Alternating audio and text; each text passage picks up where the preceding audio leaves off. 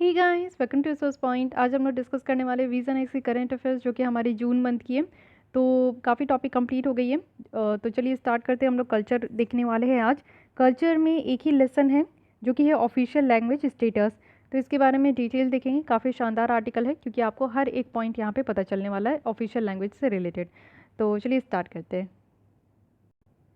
तो चलिए स्टार्ट करते हैं हम लोग कल्चर की फर्स्ट टॉपिक के साथ। एक्चुअली एक ही टॉपिक है इस बार, तो काफ़ी बेहतर तरीके से यहाँ पे देखने वाले हैं। Official language status. आपको पता है कि बहुत सारे ऐसे राज्य हैं हमारे देश में जो कि कई बार, मेनली आप देखो नॉर्थ इंडिया और साउथ इंडिया जो है, अपने अपने लैंग्वेज को लेकर कि उनको लगता है, नॉर्थ इंडिया में लगता है कि हिंदी लैंग्वेज है और साउथ इंडिया में उनका अपना जो है, हर एक राज्य का आप अलग अलग देखते हो, चाहे वो तेलुगु हो गया, मलयालम हो गया, कन्नड़ हो गया, ओके। तो वो लोग अपने लैंग्वेज को एक अपना ऑफिशियल लैंग्वेज बनाने के लिए हमेशा इसकी लड़ाई करते रहते हैं। ऊपर से आप लोग देखो कि जब भी हमारे देश में हिंदी दिवस आता है, अब आपको कमेंट में ये बतानी है कि हिंदी दिवस हम लोग किस दिन सेलिब्रेट करते हैं। तो उस समय क्या होता है कि हमारे देश के जो प्राइम लीडर होते हैं उनके द्वारा भी कहा जाता है कि एक लैंग्वेज वन नेशन। इस बार कहा गया था अमित शाह जी के द्वारा। तो काफ़ी ज़्यादा इसके ऊपर कंट्रोवर्सी हो गया था कि ऐसा कैसे हो सकता है, क्योंकि हमारे कंट्री में इतनी डाइवर्सिटी है। तो how can it be possible कि एक ही लैंग्वेज को हम लोग पूरी तरीके से एक ऑफिशियल लैंग्वेज बना दें। तो ये पॉसिबल नहीं हो सकता, क्योंकि हिंदी आप देखो कि सिर्फ नॉर्थ इंडिया में बोला जाता है, साउथ इंडिया के लोग जो है अवेयर नहीं होते हैं। तो ये प्रॉब्लम है।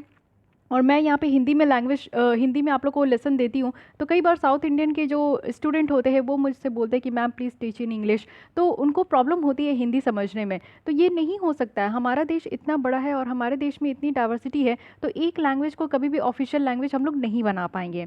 लेकिन अब ये समझते हैं कि ऑफिशियल लैंग्वेज का जो स्टेटस है, ये आपको ईच एंड एवरी पॉइंट आपको डिटेल में यहाँ पे देखने को मिलेगा। अगर इससे रिलेटेड, क्योंकि काफ़ी ज़्यादा ये न्यूज़ में रहा है, तो मुझे लगता है कि इस बार मेंस में ये टॉपिक बनने वाला है आपका आर्ट एंड कल्चर के तहत, जो कि आपका GS1 में आएगा।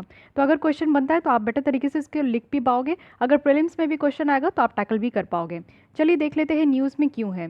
क्योंकि रिसेंटली बहुत सारे ऑर्गेनाइजेशन हैं जिनके द्वारा एक कंपेन इनिशिएट किया गया और वो डिमांड कर रहे थे कि जो टुलू लैंग्वेज है वो कर्नाटक की ऑफिशियल लैंग्वेज बना दिया जाए, केरल की ऑफिशियल लैंग्वेज बना दिया जाए, और इसको इंक्लूड किया जाए, वो भी 8 स्केड्यूल में। जो हमारे संविधान में आपको पता है कि टोटल 12th स्केड्यूल है। तो 12th स्केड्यूल में से जो 8 स्केड्यूल है, बात करते हैं स्केड्यूल में ये लैंग्वेज के बारे में। हमारे देश में बहुत सारे लैंग्वेज है, लेकिन ऑफिशियल लैंग्वेज 22 है, जिसको कि 8 स्केड्यूल में रखा गया है। तो यही बात की जा रही है कि इसको भी इंक्लूड किया जाए 8 स्केड्यूल में। टुलू लैंग्वेज के बारे में कुछ बात कर लेते हैं कि क्यों टुलू लैंग्वेज को इतना ज़्यादा प्रेशर दिया जा रहा है कि इसको कर्नाटक और केरल की ही ऑफिशियल लैंग्वेज बना देनी चाहिए। टुलू एक देखिए द्राविडियन लैंग्वेज है। द्राविडियन लैंग्वेज हम लोग साउथ की लैंग्वेज को कहते हैं, जो कि मेनली 2 कोस्टल डिस्ट्रिक्ट में इसको बोला जाता है। एक तो दक्षिण कन्नड़ हो गया और उडुपी हो गया कर्नाटक का, और साथ ही साथ कासारगोड डिस्ट्रिक्ट हो गया आपका केरल का।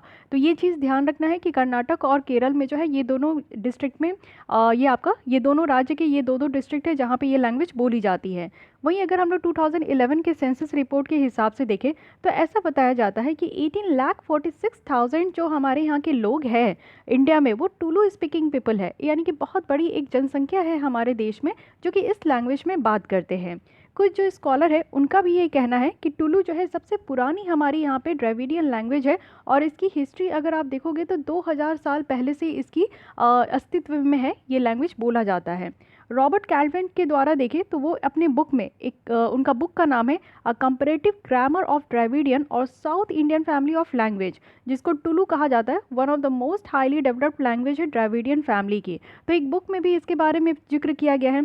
साथ ही अगर हम लोग according to the atlas of world language in danger, जो कि यूनेस्को के द्वारा पब्लिश किया जाता है, और इसमें यानी कि Atlas of the world language in danger, यानी कि वैसी लैंग्वेजेस को यहाँ पे आपका एक मैप बनाया जाता है जो कि आज के डेट में डेंजर में है। आप लोग देखते हो कि कई बार ऐसी लैंग्वेजेस होती है जो कि जनरेशन टू जनरेशन वो लैंग्वेज को कैरी फॉरवर्ड नहीं किया जाता है।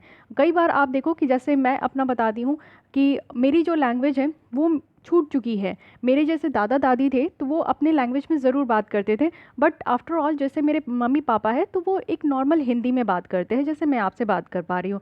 तो यही चीज़ मैं भी अडॉप्ट की, मेरे भी जितने सिबलिंग्स हैं वो भी अडॉप्ट किए हैं। तो हमारा जो भाषा था, हमारा जो एक लोकल लैंग्वेज था, वो छूट चुका है। मुझे मुझे पूरी तरीके से उस लैंग्वेज में बात करने भी नहीं आती है। मुझे इतना ही याद है, जब तक मेरी दादी थी वो जिस तरीके से बात करती थी, मैं उनकी सिर्फ मिमिक्री कर पाती हूँ, क्योंकि उनका मैं सुनते हुए बड़ी हुई हूँ।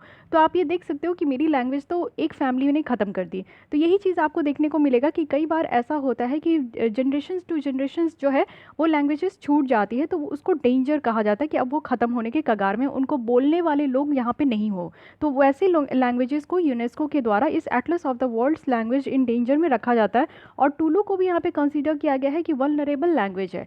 वल्नरेबल लैंग्वेज ऐसे ही नहीं आया है, ये लैंग्वेज को आप देखो कि बहुत सारे लोग बोलते थे, लेकिन धीरे धीरे बोलने वाले लोग यहाँ पे कम हो गए, तो इसलिए अब इसको वल्नरेबल लैंग्वेज कहा जा रहा है। इट मीन्स कि बहुत ही गिने चुने लोग अब बचे हैं इस लैंग्वेज में बात करने के लिए। फाइन। टुलू की बात करें तो टुलू एक रिच ओरल लिटरेचर ट्रेडिशन है। फोक सॉन्ग भी आपको देखने को मिलेगा जैसे कि पदना है, और ट्रेडिशनल फोक थिएटर भी है जिसको यक्षगना कहते हैं। टुलू की अगर हम लोग बात करें तो एक्टिव ट्रेडिशन ऑफ सिनेमा में भी है। Around 5 to 7 Tullu language movies हैं जो कि हर एक साल आपको देखने को मिलेगा ये प्रोड्यूस होता है। तो टुलू लैंग्वेज में हमारी मूवीज़ भी बनती है। क्यों बनती है? मूवीज़ उसी लैंग्वेज में बनती है जो उस लैंग्वेज के लोग समझने वाले होते हैं। तो आप समझ सकते हो कि 5 से 7 मूवीज़ एक साल में बन रही है। इट मीन्स कि हाँ, ये लैंग्वेज को सुनने और बोलने और समझने वाले भी लोग हैं। So this is all about Tullu language. तो कोई भी लैंग्वेज जब इतना ज़्यादा न्यूज़ में हो, उसकी इतनी डिमांड हो, तो आप एक्सपेक्ट कर सकते हो यूपीएससी और नॉन यूपीएससी एग्जाम में भी। अब आते हैं हम लोग बेसिक फैक्ट्स एंड फिगर के बारे में बात करते हैं कि हमारा संविधान क्या कहता है, ऑफिशियल लैंग्वेज स्टेटस हम लोग किसको देते हैं और कहाँ देते हैं। तो हमारे संविधान में पार्ट आपको देखने को मिलेगा कि 17 है जिसमें कि ऑफिशियल लैंग्वेज के बारे में रखा गया है। आर्टिकल 343 से लेकर 351 तक। आर्टिकल 345 जो हमारे संविधान का है वो खुद यहाँ पे कहते हैं कि जो लेजिस्लेचर ऑफ स्टेट है वो यहाँ पे अडॉप्ट कर सकते हैं किसी एक या फिर एक से ज़्यादा लैंग्वेज को जो भी उस राज्य में यूज़ हो रहा है। और लेकिन हिंदी जो है एज अ लैंग्वेज होना चाहिए, और लैंग्वेज जो यूज़ किया जा रहा है वो सबके द्वारा यूज़ करना चाहिए। तो उसको ऑफिशियल पर्पस जो है वो बनाया जा सकता है किसी राज्य का। इट मीन्स कि 345 एक ऐसा आर्टिकल है जो कि एक राज्य को ये स्वतंत्र दे रहा है कि अगर आपको लगता है कि आपके देश, आपके राज्य में कोई एक ऐसा लैंग्वेज है या फिर एक से ज़्यादा ऐसा लैंग्वेज है जो कि काफ़ी ज़्यादा सारे लोगों के द्वारा बोला जा रहा है, तो उस लैंग्वेज को वहाँ पे ऑफिशियल लैंग्वेज बनाया जा सकता है। एक ऐसा लैंग्वेज होना चाहिए और साथ ही साथ हिंदी भी होनी चाहिए जो कि यहाँ पे आपका ज़्यादा लोगों के द्वारा बोला जा रहा है। फॉर एग्जाम्पल आप देखो, कर्नाटक ऑफिशियल लैंग्वेज एक्ट 1963 का था जिसमें ये प्रोवाइड किया गया है कि कन्नड़ को एज ए लैंग्वेज ये आपका अडॉप्ट करेंगे कि ऑफिशियल पर्पस के लिए। यानी कि ऑफिशियल पर्पस कहने का क्या मतलब होता है? इट मीन्स कि कर्नाटक में जो भी काम हो रहा है, लेजिस्लेचर में अगर आप बैठ रहे हो तो जो भी वहाँ पे फाइलें वगैरह आ रही है तो वो वहाँ की टुलू लैंग्वेज में आ रही है। साथ ही साथ आप देखो टुलू लैंग्वेज भी है, कन्नड़ लैंग्वेज भी वहाँ की है। तो कन्नड़ लैंग्वेज में वहाँ पे बन रही है, लोग बात कर रहे हैं कन्नड़ लैंग्वेज में, वहाँ पे जो न्यूज़पेपर प्रिंट हो रहे हैं वो कन्नड़ लैंग्वेज में हो रहे हैं। तो इसका मतलब है कि वो ऑफिशियल लैंग्वेज हो गया उस स्टेट की। ठीक है, तो ये चीज़ें यहाँ पे बनाई गई है। कर्नाटक की ऑलरेडी यहाँ पे कन्नड़ लैंग्वेज जो है वहाँ के ऑफिशियल पर्पस में यूज़ होता है। साथ ही साथ आप देखो कि यहाँ पे जब तक जो स्टेट की लेजिस्लेचर है वो यहाँ पे कानून के द्वारा अगर इसको प्रोवाइड करते हैं, तब तक यहाँ पे आप देखो जो इंग्लिश लैंग्वेज है वो यहाँ पे ऑफिशियल पर्पस के लिए यूज़ होता है। आपको पता है कि हमारे देश में आज भी जो है हर एक राज्य में इंग्लिश लैंग्वेज को एज ए ऑफिशियल लैंग्वेज ही माना जाता है। और जितनी भी ऑफिशियल यानी कि जितने भी ऑफिशियल वर्क्स जो होते हैं ना, ऑफिस में कामकाज होते हैं, इवन आप हाई कोर्ट, सुप्रीम कोर्ट में भी आप देखो तो इंग्लिश लैंग्वेज ही यूज़ होती है। मैं जितनी भी FIR वगैरह ये सब लॉज होती है वो हिंदी में अगर कोई भी करता है तो ठीक है, लेकिन उसको फिर से इंग्लिश में कन्वर्ट करके वो रजिस्टर्ड जो है मेंटेन किया जाता है। साथ ही जितनी भी फाइलें बनती है, चार्जशीट्स बनते हैं, सब कुछ इंग्लिश में ही बनते हैं, लेकिन हिंदी में भी बनता है क्योंकि बहुत सारे राज्य आप देखो कि वहाँ पे हिंदी अपना एक ऑफिशियल लैंग्वेज रखे हुए हैं। तो ये चीज़ आपको ध्यान देना होगा। ठीक है, 8 स्केड्यूल की बात कर लेते हैं क्योंकि अभी मैं बताई हूँ कि 8 स्केड्यूल में हमारे लैंग्वेजेस के बारे में रखा गया है जो ऑफिशियल लैंग्वेज है। तो कॉन्स्टिट्यूशन में 8 स्केड्यूल है जिसमें कि article 344 sub clause 1 and 351 article हमारा जो है इसको कॉन्स्टिट्यूट करता है। 8 स्केड्यूल में कहा गया है कि जो प्रोग्रेसिव यूज़ है हिंदी का उसको प्रमोट करना है, साथ ही इनरिचमेंट यानी कि किसी लैंग्वेज के प्रमोशंस को और उनके इनरिचमेंट को यहाँ पे प्रमोट करना है। वो सारी लैंग्वेजेस आपकी 8 स्केड्यूल में रखी गई है। 8 स्केड्यूल की बात करें तो ऐसा बताया जाता है कि इंडिया में मल्टीलिंगुअल कंट्री है। मल्टीलिंगुअल कहने का मतलब है कि हमारा देश एक ऐसा देश है जहाँ पे विभिन्न तरीके के लैंग्वेजेस पे बात की जाती है, समझी जाती है, लोग उसको यूज़ करते हैं। तो ऐसा आपको 8 स्केड्यूल पढ़ के ही पता चलेगा। अभी मैं बता दूंगी कि 22 लैंग्वेजेस क्या क्या है, और ये 22 लैंग्वेजेस आपकी टिप ऑफ टंग में होना चाहिए। एकदम से आपको याद होना चाहिए कि हमारे देश में ये 22 जो ऑफिशियल लैंग्वेज कहा गया है वो कौन कौन से ऐसे लैंग्वेजेस हैं। फाइन, साथ ही साथ अगर हम लोग बात करें तो यहाँ पे लार्ज नंबर ऑफ जो लैंग्वेजेस है या नॉन लिंग्विस्टिक ग्राउंड्स है उसको यहाँ पे बाहर रखा गया है। जैसे कि अगर कोई ऐसा लैंग्वेज है जिसमें कोई भी तरीके का स्क्रिप्ट नहीं मिला है या फिर कोई रिटन लिटरेचर नहीं मिला है या फिर कोई प्रिंट मीडिया नहीं है, तो वैसे लैंग्वेजेस को जो है इस शेड्यूल से बाहर रखा गया है। कॉन्स्टिट्यूशन में आप एक चीज़ देखो, कॉन्स्टिट्यूशन में ये चीज़ प्रोवाइड नहीं की गई है ना कि किसी लैंग्वेज को अगर 8 शेड्यूल में इंक्लूड करना है तो उसकी क्या क्वालिफिकेशन क्राइटेरिया होनी चाहिए। ये चीज़ ध्यान रखिएगा। एक लाइन आपका, एक स्टेटमेंट ऐसा बनाकर आपको प्रीलिम्स में दे दिया जाएगा कि कॉन्स्टिट्यूशन में ये बातें रखी गई है कि किसी भी लैंग्वेज को अगर आपको 8 शेड्यूल में रखना है तो उसके लिए क्या क्या क्वालिफिकेशन क्राइटेरिया होनी चाहिए। But point to be noted my Lord कि ये चीज़ें नहीं है यहाँ पे, मीन्स हमारा संविधान ये नहीं कहता है कि क्वालिफिकेशन क्राइटेरिया क्या क्या क्या होना चाहिए। तो फिर ये चीज़ें कहाँ से आती हैं आप समझिए। जब हमारे देश में national commission for linguistic minorities बनाया गया था ना, तो उनके द्वारा ये रिकमेंडेशन दिया गया था कि कोई भी लैंग्वेज को इंक्लूड कर सकते हैं। यानी कि जो यूनियन गवर्नमेंट है, जो हमारे सेंट्रल गवर्नमेंट है, वो यहाँ पे हमारे संविधान को अमेंडमेंट करके किसी भी लैंग्वेज को 8 शेड्यूल में वो यहाँ पे इंक्लूड कर सकते हैं। साथ ही national commission for linguistic minorities है, वो यहाँ पे रिस्पॉन्सिबल होते हैं कि सारे मैटर को वो इन्वेस्टिगेट करे। साथ ही साथ वो लिंग्विस्टिक जो माइनॉरिटीज़ है उनको यहाँ पे सेफगार्ड प्रोवाइड करे और इनसे रिलेटेड जितनी भी रिपोर्ट है वो यहाँ पे प्रेसिडेंट के पास दे। इट मीन्स कि आप देखो कि हमारे यहाँ जो है कॉन्स्टिट्यूशन में इस चीज़ को नहीं रखा गया है क्वालिफिकेशन क्राइटेरिया, लेकिन अलग से हमारे देश में एक कमीशन बना दिया गया है जो कि मेनली ये लिंग्विस्टिक माइनॉरिटीज़ के ऊपर ये काम करते हैं। यानी कि आप ऐसे देखते हो कि हमारे देश में जो माइनॉरिटीज़ है on the basis of religion या फिर और भी आप बेसिस पे देख सकते हो कि जो माइनॉरिटीज़ होते हैं उनका अपना खुद का लैंग्वेज होता है, तो वो सारी लैंग्वेज ख़त्म ना हो और वो सारे माइनॉरिटीज़ को एक सेफगार्ड प्रोवाइड करना है कि ठीक है आपकी लैंग्वेजेस बिल्कुल से हमारे देश में मान्य होगा। तो वैसे लैंग्वेजेस को यहाँ पे बिल्कुल से बरकरार रखने के लिए यहाँ पे कमीशन बनाई गई है। 2003 में ये सीताकांत मोहपात्र कमेटी है जो कि सेटअप किया गया था और उनके द्वारा बताया गया था कि क्या क्या क्राइटेरिया होना चाहिए जिससे कि हम लोग ज़्यादा से ज़्यादा लैंग्वेज को 8 शेड्यूल में इंक्लूड कर सकते हैं। तो ये आपको कमेटी याद रखनी है। इस कमेटी ने यहाँ पे रिकमेंडेशन दी थी कि हाँ ऐसा कुछ क्राइटेरिया तो होना चाहिए ना। अब जैसे टुलू लैंग्वेज की डिमांड हो रही है तो क्या दिक्कत है, कुछ ऐसा क्राइटेरिया नहीं है तो रख दीजिए 22 ये 8 शेड्यूल में। तो नहीं, ऐसा कुछ क्राइटेरिया है तभी इसको रखा गया है। ये जो कमेटी है अपनी रिपोर्ट 2004 में ये सबमिट किए थे जो कि अभी तक इसको कंसीडर नहीं किया गया है। बहुत सारी कमेटी की रिपोर्ट होती है जो कि टाइम टू टाइम कंसीडर नहीं किया जाता है, बट उनकी रिकमेंडेशंस अच्छी होती है जिसको आप लोग जो है अपने आंसर राइटिंग में इंक्लूड कर सकते हो। तो ये कमेटी याद रखना है, सीताकांत मोहपात्र कमेटी है जो कि इस तरीके से बताई गई थी कि कुछ ऑब्जेक्टिव क्राइटेरिया होना चाहिए। अब हम लोग बात कर लेते हैं कि क्या है वो 22 लैंग्वेजेस जो कि 8 शेड्यूल में है। तो सबसे पहले आप देखो कि आसामी, बंगाली, गुजराती, हिंदी, कन्नड़, कश्मीरी, कोंकणी, मलयालम, मणिपुर, मराठी, नेपाली, उड़िया, पंजाबी, संस्कृत, सिंधी, तमिल, तेलुगु, उर्दू, बोडो, संथाली, मैथिली, डोगरी। ठीक है, तो ये 22 लैंग्वेजेस है, इसको ज़रूर आप लोग याद कर लो। साथ ही साथ हम लोग यहाँ पे देखते हैं कि एक येलो प्रोक्लेमेशन है। तो येलो प्रोक्लेमेशन ये क्या है, ये फर्स्ट यूनेस्को की डॉक्यूमेंट है जो कि इस तरीके की डॉक्यूमेंट है जिसमें कि जो लिंग्विस्टिक डाइवर्सिटी है, यानी कि लैंग्वेज के बेसिस में आप देखते हो कि जितने लोग हैं उतने तरीके का वो अपना लैंग्वेज बोलते हैं, तो उनको प्रोटेक्शन दिया गया है। साथ ही साथ एक इम्पॉर्टेंट यहाँ पे सपोर्टिंग डॉक्यूमेंट है जो कि United nation international year of indigenous language 2019 ये कहा भी गया था। यानी कि 2019 को यूनाइटेड नेशन की तरफ से international year of indigenous language ये सेलिब्रेट भी किया गया था। यहाँ पे मेनली आप देखो येलो प्रोक्लेमेशन में यही बातें कही गई है कि जो भी यहाँ पे लिंग्विस्टिक डाइवर्सिटी है, जैसे हमारे देश में आपको इतना ज़्यादा विभिन्नता देखने को मिलता है लैंग्वेज को लेकर, तो इसको प्रोटेक्ट भी तो करनी चाहिए ना। इससे क्या होगा, सोशल इंक्लूजन होगा, पार्टनरशिप होगी। इट मीन्स कि आप कहीं भी किसी भी देश में चले जाओ, जैसे अगर आप बाहर चले जाते हो, मलेशिया चले जाओ, इंडोनेशिया चले जाओ, कनाडा चले जाओ, अगर आपको हिंदी बोलने वाले लोग दिख जाएंगे, हिंदी भी छोड़िए आपके रीजनल बोलने वाले लोग दिख जाएंगे ना, तो उनसे आपको ऐसा लगेगा कि वही आपके फैमिली मेम्बर है। दूसरे कंट्री की बात कर रही हूँ, जब आप वहाँ चले जाओगे, है कि नहीं, तो एक कनेक्टिविटी फील होता है, एक लगता है कि नहीं ये हमारे लोग हैं। तो बहुत ज़्यादा घुल मिल जाते हैं लोग, तुरंत से एकदम से अपना बना लेते हैं।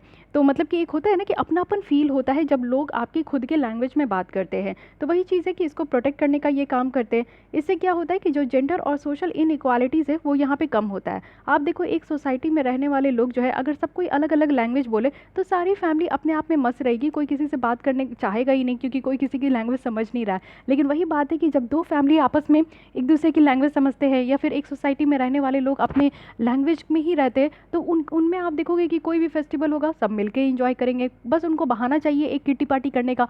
तो ये सारी चीज़ें होती है, सोशल इंक्लूजन होता है, लोग जो है ना इनइक्वालिटीज़ यहाँ पे कम होती है, सबको एक दूसरे के साथ जो है एक बराबर का सम्मान दिया जाता है, एक बराबर का दर्जा दिया जाता है। तो ये चीज़ें देखने को मिलती हैं। ठीक है, इंटरनेशनल कम्युनिटी है यहाँ पे जो कि कंसेंसस प्रोटेक्शन और प्रमोशन यहाँ पे मेनली रखते हैं लिंग्विस्टिक डाइवर्सिटी का, जो कि पूरे वर्ल्ड में देखने को मिलता है। तो अगर लैंग्वेज के बारे में आप लिख रहे हो तो ये लोग प्रोक्लेमेशंस याद होना चाहिए क्योंकि डायरेक्टली ये पूछा जा सकता है कि ये लोग प्रोक्लेमेशंस ये किस चीज़ से रिलेटेड है। ठीक है, बात करते हैं हम लोग यहाँ पे कि जो लैंग्वेज को 8 स्केड्यूल में इंक्लूड किया जाता है तो इसका क्या सिग्निफिकेंस होता है, क्यों हम लोग लैंग्वेजेस को इंक्लूड कर रहे हैं और क्यों हमारे 8 स्केड्यूल में 22 लैंग्वेजेस हैं। तो इसकी फ़ायदे हैं, क्या फ़ायदे हैं? सबसे पहले उस लैंग्वेज को रिकग्निशंस मिलती है, पहचान मिलती है। जब कोई लैंग्वेज आपका 8 स्केड्यूल में है ना, इट मीन्स कि मान लीजिए कि वो हमारे देश का ऑफिशियल लैंग्वेज है। साथ ही साथ जो एमपीज़ होते हैं, member of parliament, member of legislative assemblies, वो जो है इसी लैंग्वेज में बात करते हैं अपने स्टेट असेंबलीज़ में और पार्लियामेंट में। ठीक है, तो ये चीज़ फ़ायदा हो गया। सेकेंड है कि कुछ सर्टेन स्पेसिफिक प्रिविलेजेस भी मिलता है। इट मीन्स कि आप यहाँ पे देखो कि मॉडर्न अगर इंडियन लैंग्वेजेस को देखें तो जो भी यहाँ पे आपका स्पेसिफिक जोग्राफिकल रीजन में जो भी लैंग्वेज बोला जाता है उसको रीजनल लैंग्वेज भी हम लोग कह देते हैं, यानी कि हर एक एरिया का अपना खुद का लैंग्वेज होता है। तो इट मीन्स कि कुछ सर्टेन स्पेसिफिक वहाँ पे प्रिविलेजेस भी दी जाती है।